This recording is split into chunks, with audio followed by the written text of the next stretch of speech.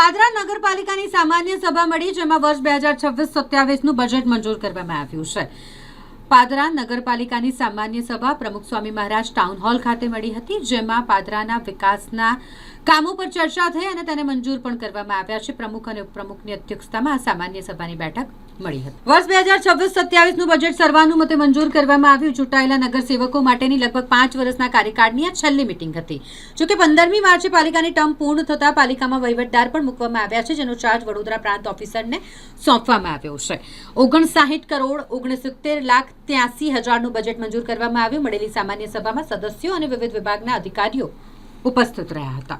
આજની આ પાદરા નગરપાલિકાની આ બોર્ડની છેલ્લી સામાન્ય સભા જ્યારે બજેટ માટે રાખી હોય ત્યારે અમારા યુવા અને ઉત્સાહી એવા ધારાસભ્ય શ્રી ચૈતન્યસિંહ ઝાલા બાપુના નેતૃત્વ હેઠળ જ્યારે નગરપાલિકાની ટીમ કામ કરે છે ત્યારે આજે ગઈ વખત 51 કરોડનું બજેટ હતું, આ વખત 59 કરોડનું 6 કરોડ પુરાંતવાળું બજેટ આજે સર્વાનુમતે મંજૂર કર્યું છે।